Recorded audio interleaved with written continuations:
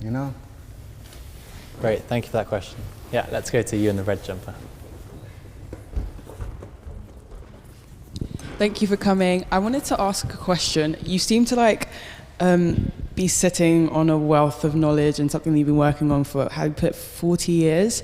I was going to ask, how are you living day-to-day life knowing that the rest of the world is doing it, quote unquote, incorrectly?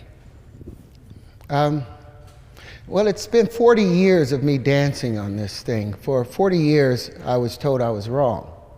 For 40 years, I was told that, the platonic solids and all those were the solids. You have to have faith in self.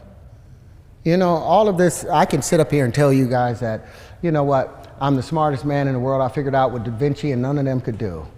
The truth is, you really want to know the truth? This may be crazier than the fiction. The truth is, I woke up inside my mother's womb at about 6 months of age. I woke up inside of there. Like, boom. I don't know what had happened. Maybe my mother went through some trauma or whatever. But I woke up and I was like, oh, God, I'm here. I'm here. Don't forget, don't forget, don't forget, don't forget, don't forget. This is truth. Don't forget, don't forget, don't forget. Just go by. Every once in a while, I would think about something and this would come over. And I didn't know it was my hand. I thought it was a friend. I had my whole name for it. Inside that womb, you were conscious. You woke up, because with our son Kieran, when my wife was 6 months pregnant, we would put the light on her stomach and he would follow it and push on it. And then we'd put the music and we'd put it all the way over to the other side and he would crawl all the way over to the other side of the stomach and push at the light with the music. So what I'm saying to you, you are conscious inside the womb, but we have no common frame of reference. But I remembered, don't forget, don't forget, don't forget, because I knew I'd been here. Don't forget. And you know what I didn't want to forget? This flower of life. Because apparently I'd been interested in it at a given time. And I came out and I was born. The first thing I thought about when I was 5 years old, I was obsessed with bubbles. I was like, why does a bubble take the shape of a ball? Why not a square or a triangle? And I would go and try and make square or triangular bubbles. And we could never do it because it turns out everything expands as a sphere and everything contracts in geometric form. You drop a pebble into the pond, it expands in a perfect sphere unless there's something in the way. The moment it hits the edge of the shore and starts to come back, it's the contracting waves that hit the expanding waves that creates the initial geometries. Everything expands as a sphere, everything contracts in geometry and fits, basically. So what I'm saying, and what I tried to tell you guys earlier, this is not your first time, it's not your first rodeo, and it won't be your last rodeo. Don't panic in this life. You can actually, there's no sense of death. Everything goes to sleep and it wakes back up again. Refolds and unfolds, refolds and unfolds. And if you're wise, if you're careful, because you can remember conscious moments in your life, can't you?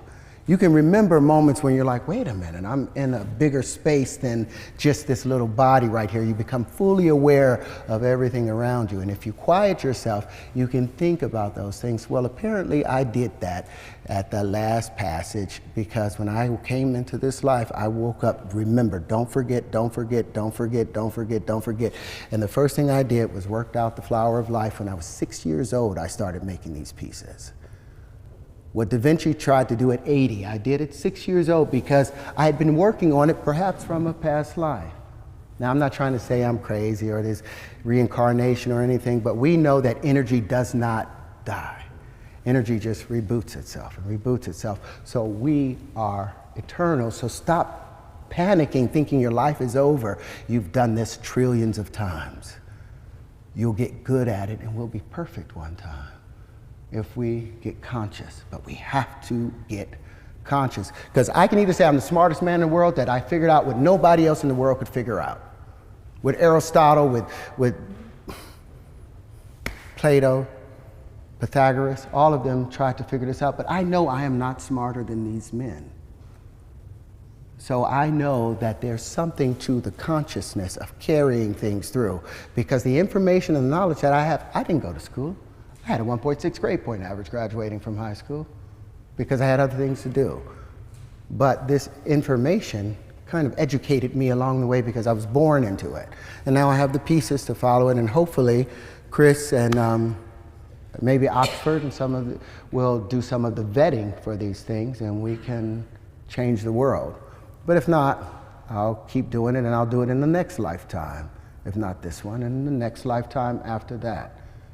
Just remember, and another thing, don't forget, you know, you go from positive to negative, everything polarizes positive to negative, then more than likely, with each lifetime, male to female, male to female, if the universe is consistent. I think it is. Great.